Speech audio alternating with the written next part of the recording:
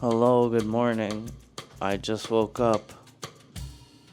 Brand new day. Time to be productive. So you know what time it is. Let's go.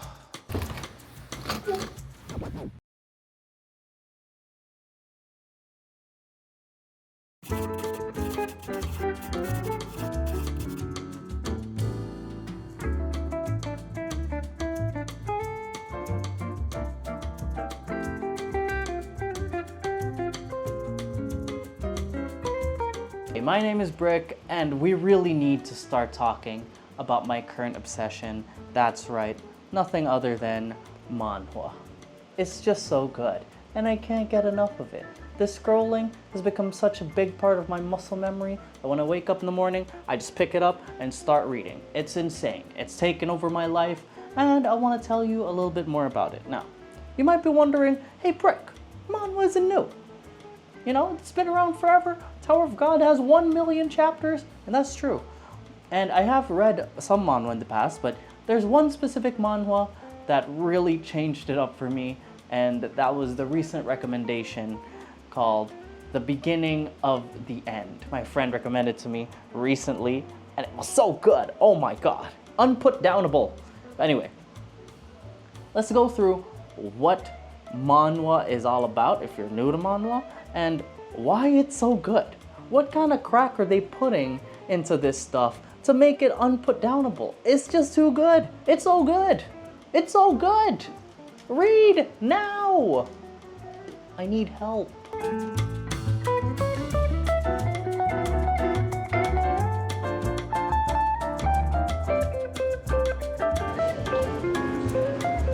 Hi. So, I'm here at the mall, and I was supposed to do a few errands. Had to buy some groceries, had to buy some medicine. And, no, I decided to go to a Starbucks because guess what? I needed my manhwa fix in, and I can't survive without it. So, I'm gonna read a little bit, and I'm gonna have a good time. Yeah, it's just another day in the life of someone who's addicted to manhwa. But there you go.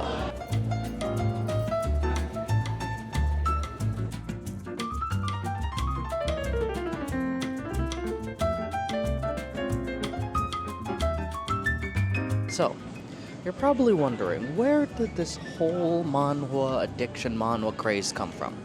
And it all started when I read, that's right, Solo Leveling. Something that probably no one has ever heard of, because Solo Leveling is such a niche manhwa. Just kidding. It's probably the most popular one out there. I wonder if it's more popular than Tower of God. Actually, manhwa, yeah, Solo Leveling might be the biggest manhwa out there. And I was really interested to see what the hype was about. I wasn't really looking for something that needed a lot of brain power to enjoy. So I was like, alright, let's try out a manhwa. Never read a manhwa before. It's probably really easy, just need to scroll. All the things are colored, takes less imagination, less dialogue, it looks like. So, alright. I watched the anime, and I was like, okay, that's a good anime. That was a good animation. It was alright. I liked how he was slowly but steadily, powering up at every turn. And so I picked up the manhwa, and oh boy, was I shocked. So, Vagabond, my favorite manga of all time, was kind of a slow read for me.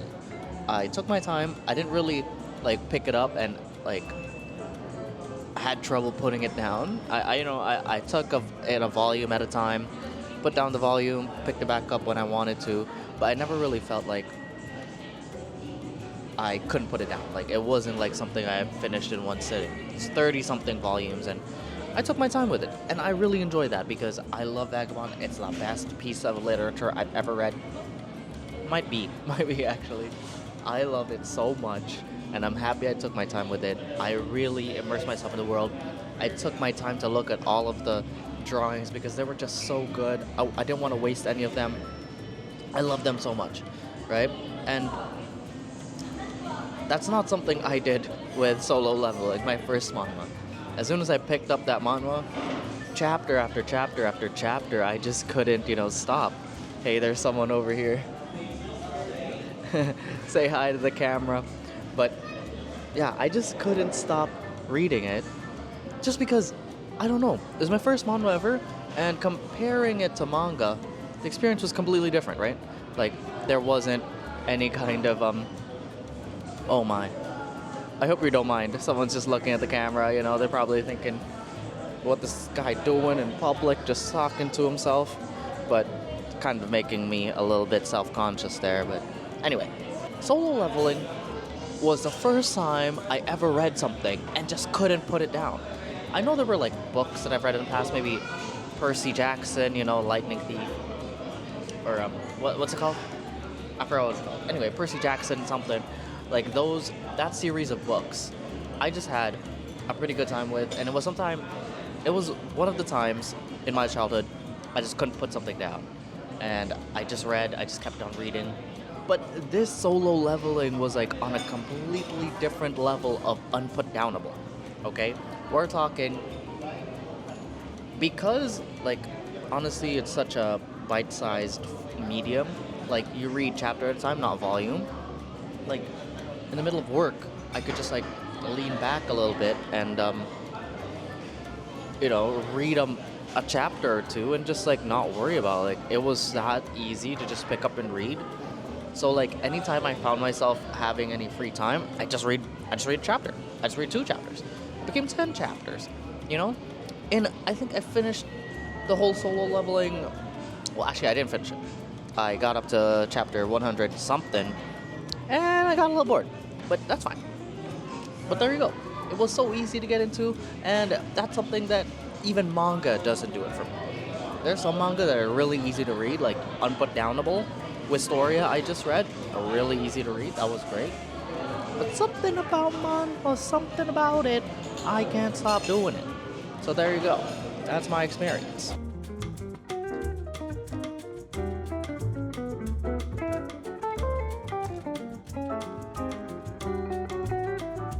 Okay, don't mind the mess over here, but now that we know a little bit more of my backstory of what manhwa I've read in the past and how I got into it, here's a question. How is it that I'm so much more addicted to manhwa compared to all these other formats out there, manga, anime, if you even want to categorize those things in the same bucket, and lots of other stuff, shows, whatever. Manhwa has completely taken over my life in a way that those other things have not. And the question is, why is it so addictive? And I might have an answer. First of all, manhwa has so much imagery and really not that much dialogue. I know it depends on the kind of manhwa you're reading, but for the most part, they really let the pictures speak for themselves, and sometimes, like interactions between characters, they don't really have much of a sentence structure. It's not really huge paragraphs of dialogue. It's just a little bit of a hey, what's up, fight, whatever, pretty easy to follow. If you're not really thinking about, if you don't really have that much concentration like this guy over here when it comes to reading, well, manhwa is perfect for you. So that's one of the things. The next one is the chapters are pretty short. Sometimes I just find myself working on something, doing a little work, and then when I find myself a little bit of breathing room to just take a break, I just sit in my chair, I lean back a little bit, pull up my iPad, and here we go. We're reading. Look at that, how quick. And guess what? Since the chapters are pretty short, that means they're pretty bite-sized. You can get a pretty good episode arc within, 5 minutes of reading. Maybe, that's the problem we have today. It's a lot of brain rot, it's a lot of instant gratification. And manhwa was kind of really built for that. You get so many hits of dopamine from reading manhwa that it's just really different compared to the other, all more established formats out there. Next up, pretty colors. So manhwa is colored. I know, it doesn't really matter. Do I prefer how manhwa art looks compared to manga art? No, I'll tell you first, I don't. And guess what? I don't know if everyone agrees with me, but that's not a new take, right? But they are colored. Now, maybe that helps with the immersion? Maybe not. Maybe a little bit. Maybe it helps with, just making it easy to pick up and read. Maybe it's easier to understand. Sometimes when you're looking at things that are black and white, you kind of have to look really close and see what's going on. But with manhwa, you can just go through stuff. And since I already know what's going on, I can just, scroll past it. I could skim through it. It's not something I really have to stare at to understand. So maybe that's another thing that makes it really easy to just go through all these chapters one at a time, one after the other. It's just crazy. I can just keep on going. The binge factor is insane. And next up, you know what? A weird thing with manhwa, if I think about things in my head, if I'm thinking back on a chapter and I'm thinking about a fight between, I don't know, that dude in Solo Leveling versus whoever's in front of him, it feels animated in my head.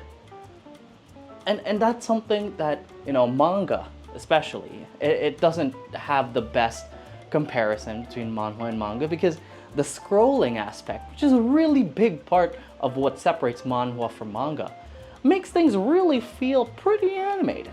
Like there are some times when, a character dashes across and you scroll down and it follows the dash of that character, and it just, the scrolling becomes part of the animation of that frame. Unlike in, manga, where you really have to arrange the panel so that people follow the flow of the fight or the action. In manhwa, that action kind of is placed in a totally different way, and because us as the consumer, we're like actively scrolling and interacting with the medium, it really forms this different kind of, it feels different in my head. Okay, I don't really know how to best explain it. Pick it up, try it yourself. It feels different. When I think about fight scenes in my head, they feel animated. It's insane. I don't know why. It's just how it is. But that's cool. That's one more thing that makes fights pretty. I won't say that they're better than manga, but it does add a separate layer of maybe it is all about that dopamine, huh? Because it does feel a little bit different. Maybe feels a little bit better. But there we go. And here's the last thing. Why is manhwa addictive? Now, this answer is the answer, okay? All these other things are just kind of setting up the layup. But here we go. It's all about the format, the meta. It's all about the meta.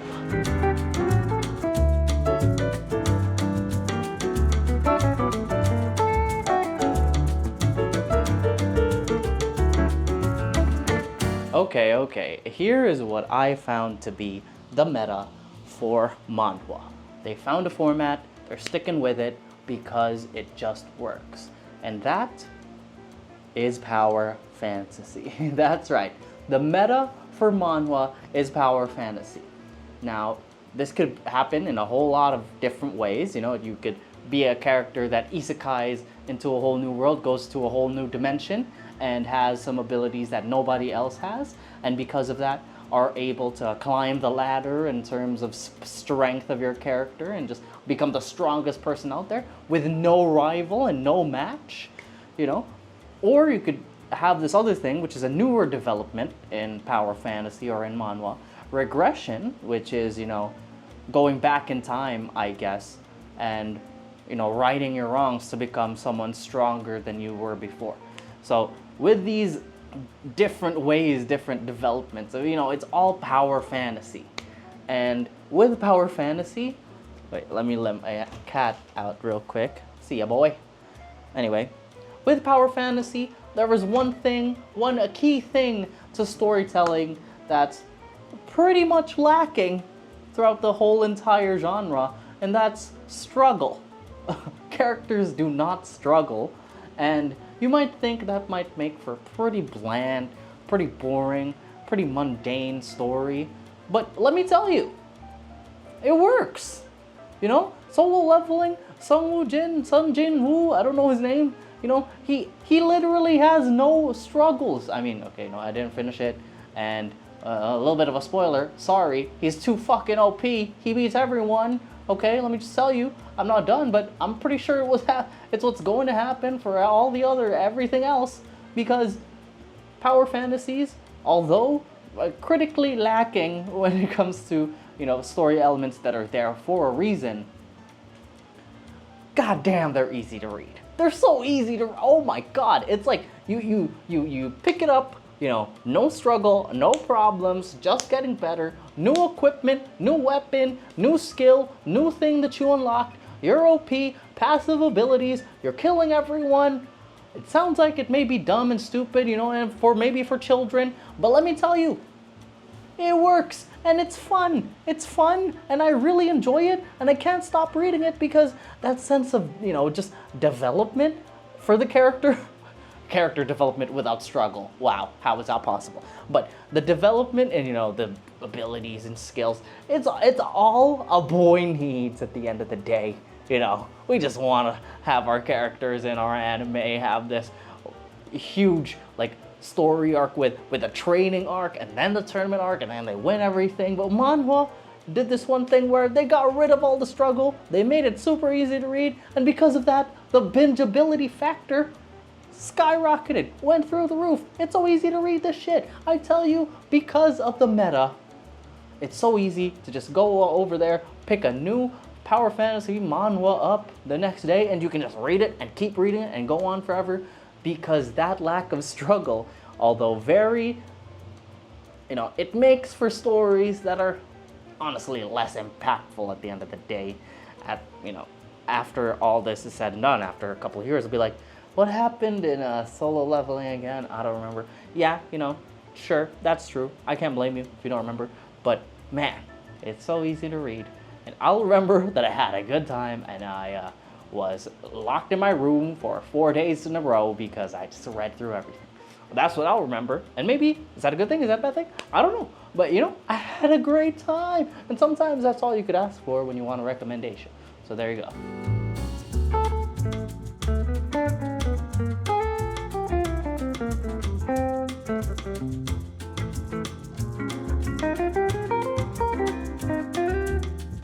Okay, so I've been singing the praises of manhwa for all this whole video now at this point, but you know, it's not perfect. It's not all rainbows and butterflies or whatever. It really comes with some pretty bad drawbacks.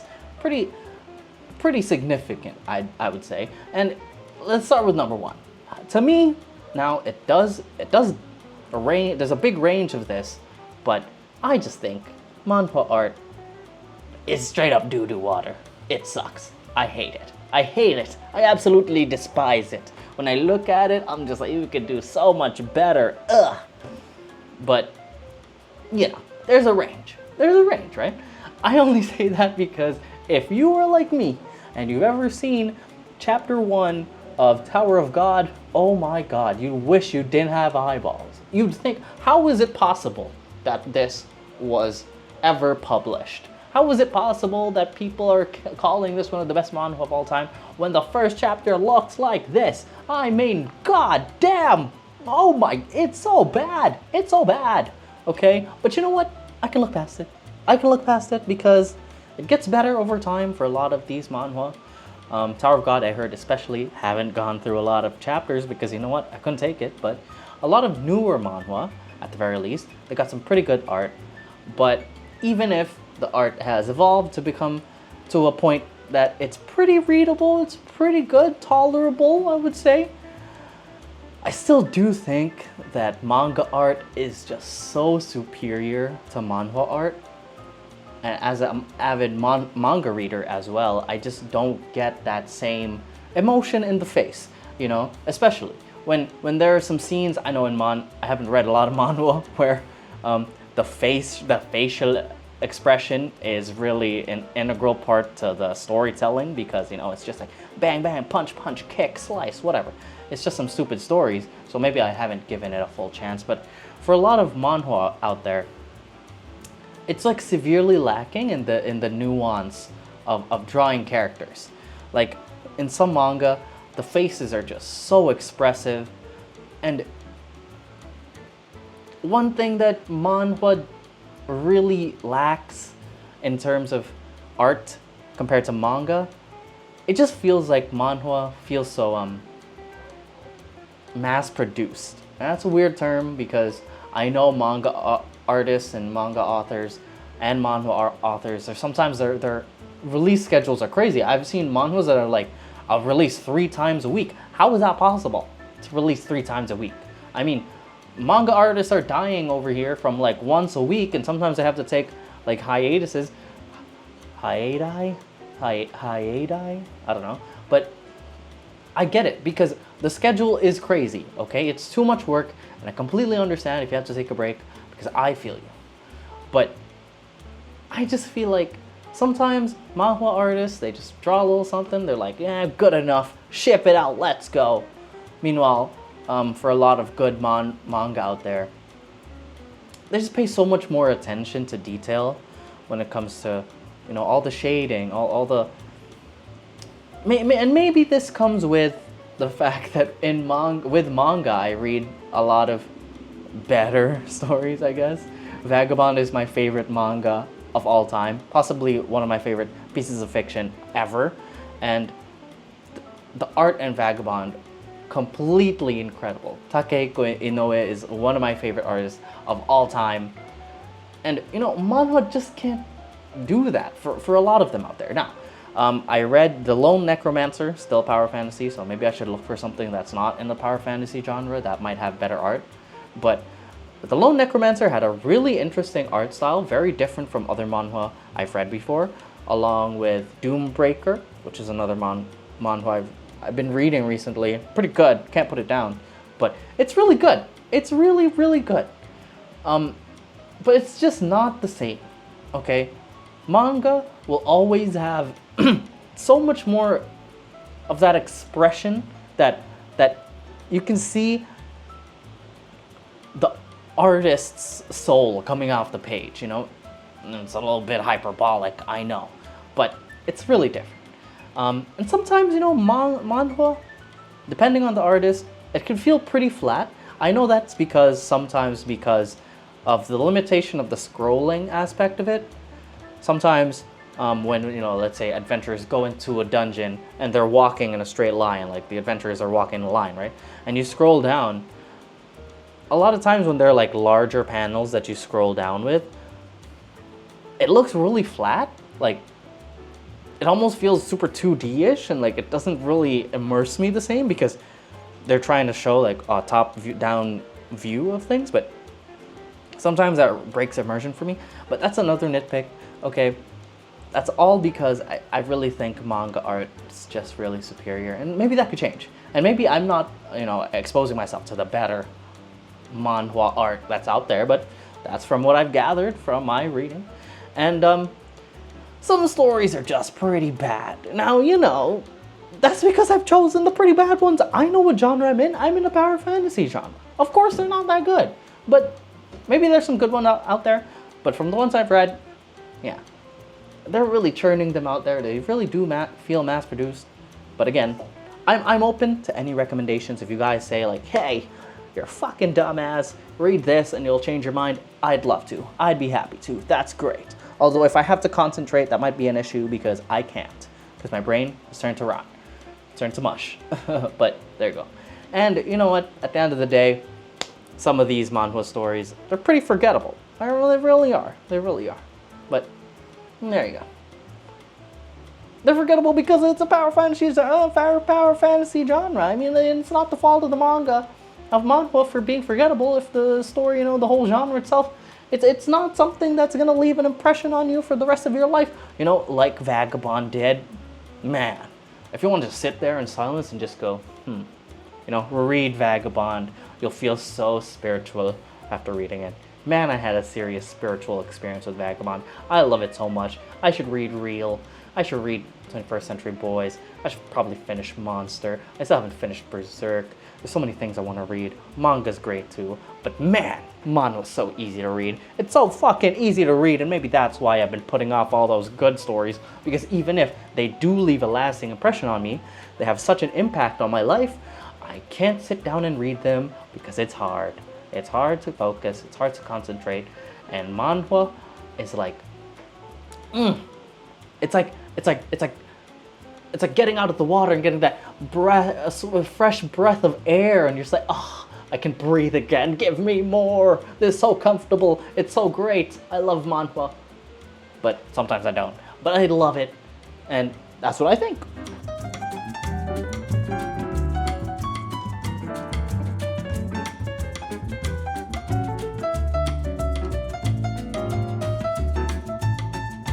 Okay, so there you go. That's what I think about manhwa, and that's where I am at on my journey with manhwa and reading all this new format that I've really been enjoying. I mean, not really that new, but I've realized that, it's really a lot more bingeable and unputdownable compared to some other formats out there. And if you have been really wanting to try reading some of this manga that you've heard about, I have a few recommendations. My favorite one that really got me into this whole thing recently is The Beginning After the End. I know, it's a little bit derivative. It's a bit like Mushoku Tensei, and the power system is a bit like Avatar, but you know what? They put it together really well. The world building is incredible. Some politics sprinkled in there. Lots of interesting characters and connections and relationships. Pretty mature dialogue. I really like it. So if you want to get into it, I really recommend that. But some power fantasy out there. Solo leveling, of course, some niche readers' viewpoint. Solo necromancer. I've been reading Doombreaker.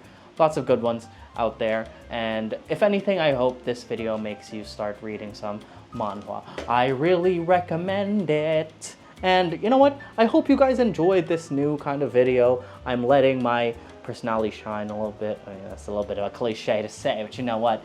I'm just no script, no nothing, straight from the heart, straight from the noggin, straight to your YouTubes, and I hope you enjoy it. So there you go. Manhwa's great. Not the best. No, it's pretty good. It's pretty good. Sorry, I'll stop making fun of manhwa. It's really good, and give it a shot, and hope you enjoyed this video. Bye!